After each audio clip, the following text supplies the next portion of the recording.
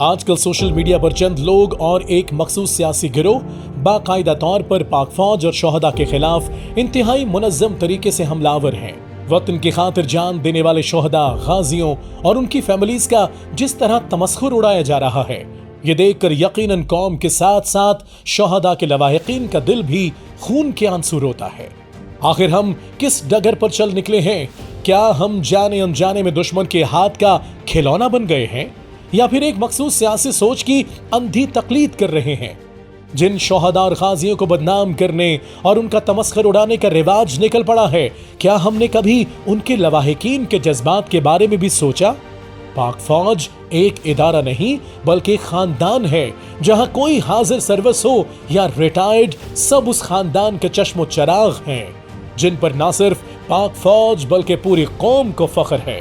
لیکن ایسے شرپسند جو جذبات میں آ کر عالمی طاقتوں اور ان کے ہینڈلرز کے ہاتھوں کھلونا بن رہے ہیں، انہیں سمجھنا ہوگا، سوچنا ہوگا کہ جن شہداء کی تم بے توقیری کر رہے ہو، وہ اسی قوم کے بیٹے ہیں جنہوں نے اس وطن کی بقا کی خاطر اپنی جانوں کا نذرانہ پیش کیا۔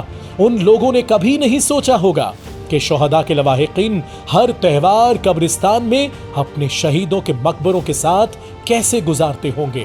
جب مذاق اڑانے والے کسی تہوار کے دن اپنے گھر والوں کے ساتھ ہوتے ہوں گے، تو اس وقت شہداء کے لواحقین اپنے پیاروں کی راہ تک رہے ہوں گے۔ ایک شہید کی ماں کی تڑپ، اس کی بیوہ کا انتظار، بچوں کی محرومیاں، بہن بھائیوں کی آسیں امیدیں اور بوڑھے باپ کے صبر کا صلہ کون دے سکتا ہے؟ انہوں نے تو اپنی تمام تر خواہشات اور خوشیاں اپنے ملک پاکستان پر قربان کر دی۔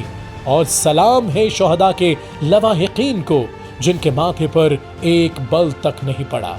نہ جانے یہ کیسے سن دل اور احسان فراموش لوگ ہیں جو اپنی ہی افواج، اپنے ہی شہداء اور غازیوں کی بے توقیری کرنے کا کوئی موقع ہاتھ سے نہیں جانے دیتے۔